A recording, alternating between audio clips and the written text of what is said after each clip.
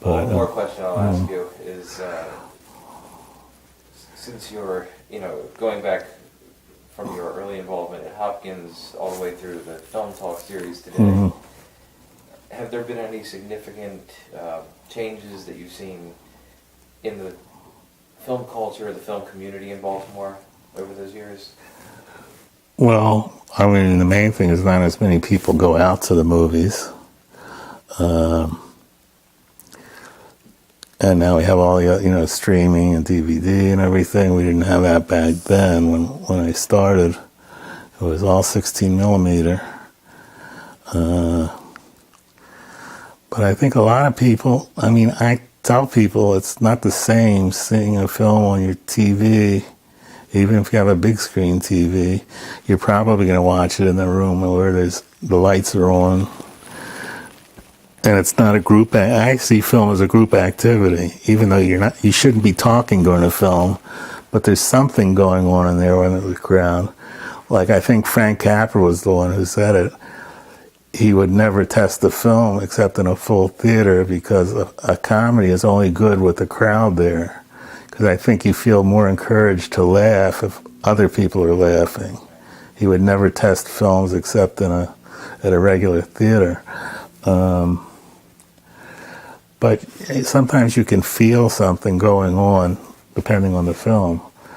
So I always like to see a film in a theater if I can for the first time. It's becoming less and less possible for some things. And it's a shame because, it costs a lot to go to a theater. But so much good stuff is being done the stuff that HBO does is good as old Hollywood, technically as good as anything you'd see from Hollywood in the older days. And very little of that ever gets on a big screen. Sometimes something Amazon's produced, planning to show it on Amazon, shows in a theater first. But just people I know who used to always go to the films rarely go anymore. It's just so much easier to sit at home. And I'm a little guilty of it. Well, first, it's harder for me to get to the movies now, but I watch more streaming stuff at home. I do watch DVDs whenever there's a sale from one of the big, like Kino or Criterion, or I just bought stuff from First Run. When there's a half price sale, I can't help myself and I have to buy some stuff. So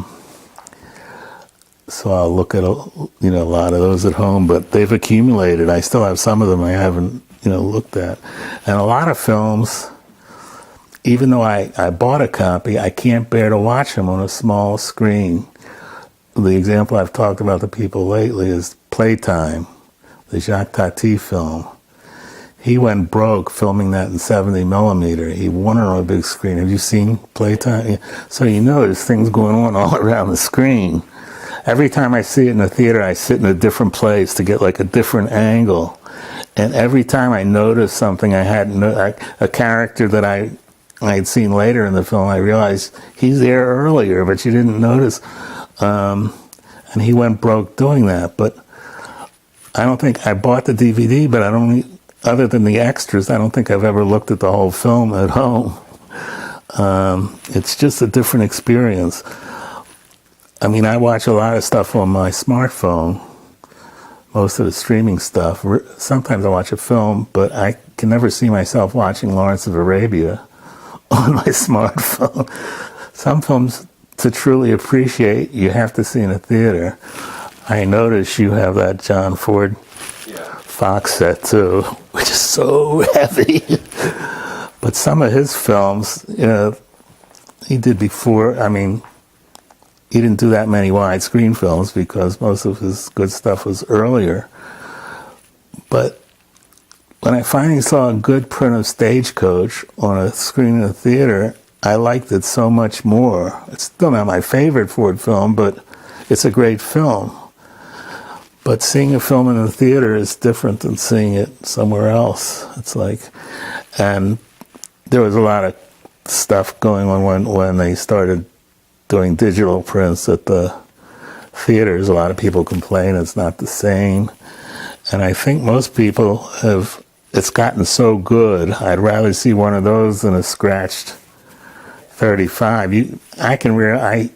At the beginning I could tell the difference sometimes, but I can't even tell the difference. I mean, if I see it and there's no scratches, I assume it's digital, or no reel marks, at the end of the reels. But I'm perfectly happy. For one thing, they restored the films, and I think like David Bordwell feels the same way. I think I followed what he had to say at first. He was a little leery, but it's fine. It's not film anymore. Film, going through, but it's the content that's important, not the media that it's on, as long as it's shown well. And to me, a theater that's dark, unfortunately, I've shown films where we couldn't get it real dark, but to me, that's the optimal. I've only been to Anthology Film Archives once. They still have the theaters all painted black, right? Yeah, I remember that. So it's as dark as it can possibly be. It's like, yeah, that was my one trip over there. I haven't been back, but so I think it's mostly the crowds are down, and a lot of people just don't want to leave their house to go to a theater or can't afford it. I have more trouble paying for films than I used to. I see a lot less films. It was nice when I used to have a card that would get me in for free, but I guess I'm not as big a shot as might have been, because I would go 3 or 4 times a week, sometimes, or see 3 or 4 films in a week, sometimes 2 at one time. I think the most I ever did was like 6 in one day when we went up to the Newark Film Festival, because between films there I'd run across to the Lincoln Plaza. But the more films you see, the ones towards the end, you're sort of spaced out. So 2 or 3 is the most I can do now. It's like, but and I do fall asleep in the theater. Well, I keep very weird hours, but I've fallen asleep at some of my favorite films.